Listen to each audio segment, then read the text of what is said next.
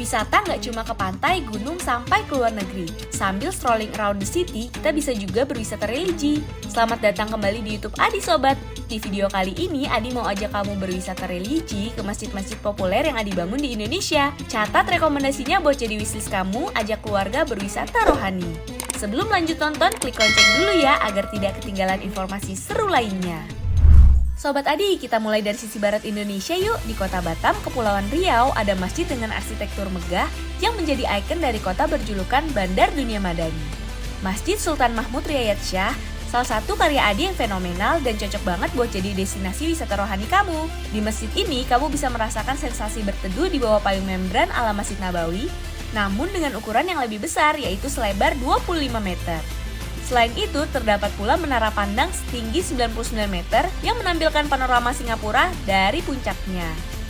Tenang aja, kamu nggak perlu capek-capek naik tangga untuk sampai di atas karena tersedia lift yang dapat dipergunakan oleh pengunjung. Masih di kota Batam, ada satu lagi yang menjadi landmark utama di kota ini. Masjid Agung Batam atau yang dulu dikenal dengan Masjid Raya Batam Center merupakan masjid agung pertama yang didirikan di kota Batam. Kegiatan keagamaan Islam masyarakat Batam dulu lebih banyak terpusat di masjid yang berlokasi di Batam Center ini. Kemegahan bangunannya membuat masjid ini tampil sangat mencolok, ditambah lokasinya yang berhadapan langsung dengan tulisan raksasa Welcome to Batam. Kalau jalan-jalan ke sini, Sobat Adi nggak bakal menemukan lagi Masjid Agung Batam yang berbentuk limas berwarna hijau seperti di video ini nih. Karena saat ini Masjid Agung Batam sedang Adi revitalisasi dengan perubahan bagian atapnya menjadi bentuk kubah berwarna biru putih. Dari Batam kita bergeser ke Jakarta. Sobat Adi tahu kan Masjid Istiqlal, masjid pertama yang Adi bangun di Indonesia, masjid yang menjadi lambang perjuangan pahlawan nasional dan kerukunan bangsa Indonesia.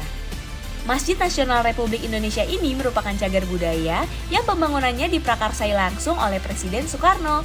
Seluruh bagian-bagian dari masjid ini menyiratkan makna ketuhanan, nasionalisme, keberagaman, dan toleransi. Menariknya, Masjid Istiqlal didesain langsung oleh Frederick Slaban, seorang arsitek beragama Nasrani yang memenangkan sayembara rancang desain Masjid Istiqlal dengan konsep Islam modern internasional.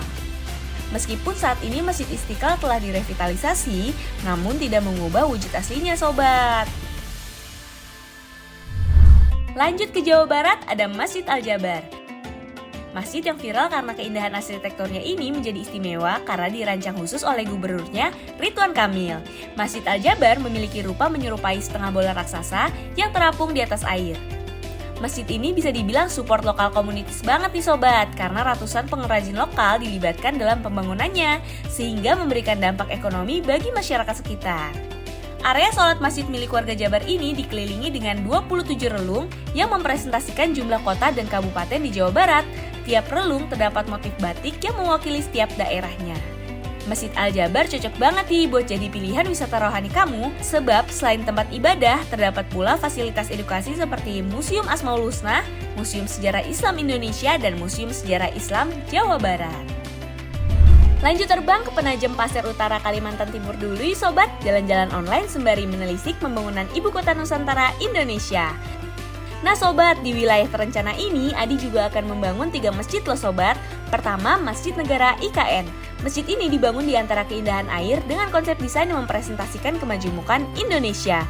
Masjid Negara ini tentunya akan menjadi salah satu ikon di IKN, apalagi keunikan kubahnya yang didesain menyerupai sorban. Kedua, Masjid Kepresidenan IKN. Masjid ini dibangun dengan konsep bangunan 2 lantai di atas lahan seluas 1928,2 meter persegi. Masjid ini akan berdiri di wilayah Istana Kepresidenan IKN. Ketiga, Masjid Al-Ikhwan di hunian pekerja IKN. Nah, ini nih yang paling unik menurut Adi, karena masjid ini dibangun dengan sistem konstruksi Mobox, yaitu teknologi konstruksi modular di mana pembangunannya menggunakan sistem plug and play. Mobox menggunakan sistem knockdown sehingga sangat efisien untuk dapat dibongkar pasang, dipindahkan, dibangun tanpa perlu menggunakan alat berat. Dan yang paling penting, teknologi ini sudah tahan gempa loh sobat.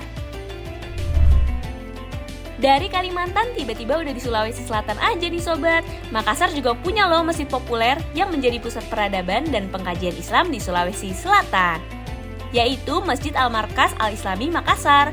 Masjid termegah dan terbesar di timur Indonesia ini merupakan masjid monumental yang berdiri kokoh sebagai cerminan kebanggaan, identitas masyarakat Sulawesi Selatan yang agamis dan beradab. Arsitektur masjid ini terinspirasi dari Masjidil Haram di Mekah dan Masjid Nabawi di Madinah.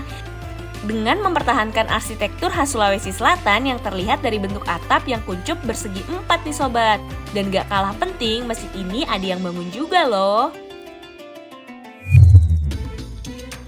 Nah Sobat Adi, itu dia beberapa masjid yang Adi bangun di Indonesia. Dan beberapa di antaranya bisa jadi pilihan seru buat destinasi wisata religi kamu bersama keluarga.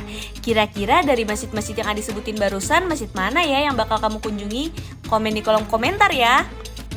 Sobat Adi, terima kasih sudah menyaksikan YouTube Adi. Jangan lupa klik suka, komen, dan bagikan info ini ke teman-teman kamu.